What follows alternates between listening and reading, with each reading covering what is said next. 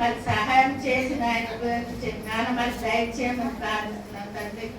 అయ్యా మనకు ధైర్యం ప్రభావ పరిచే అవకాశం దయచేసినందుకు వందనాలు తండ్రి. ఏసయ్యాన్ని స్తుతులు స్తోత్రాలు చెల్లించుకుంటున్నాం ప్రభా.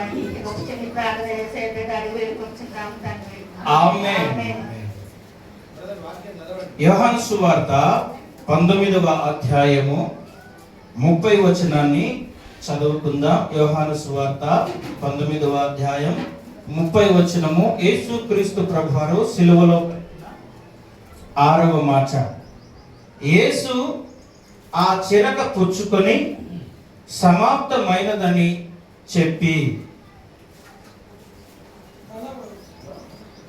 యేసు ఆ చిరకను పుచ్చుకొని సమాప్తమైనదని చెప్పి తల వంచి ఆత్మను అప్పగించెను. సమాప్తమైనదంటే ఏంటిది? సమాప్తమైనంటే పూర్తి చేయబడుట, పూర్తి చేయబడుట, మొత్తం పూర్తి చేయబడినదని అర్థం అది.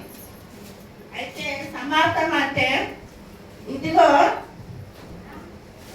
దాహం తీర్చుకున్న తర్వాత ఇదిగో నా శరీరాన్ని మీకు అప్పగిస్తున్నాను, నా అమూలమైన రక్తాన్ని మీకు అందిస్తున్నాను. శరీరము రొట్టెగా మార్చెను, రక్తము మనకు దాహాన్ని తీర్చను అని అర్థము.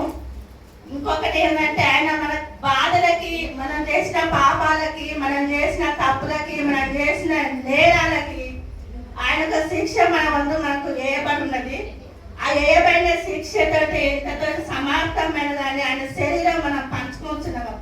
రొట్టెగా మార్చబడింది. రక్తం, విలువైన రక్తము, మన కాల్చిన రక్తాన్ని మనకు దాహం చించేందుకు ద్రాక్షరసగా మారింది. ఈ యొక్క చిన్న వాక్యం దేవుడు దీవించుగాక.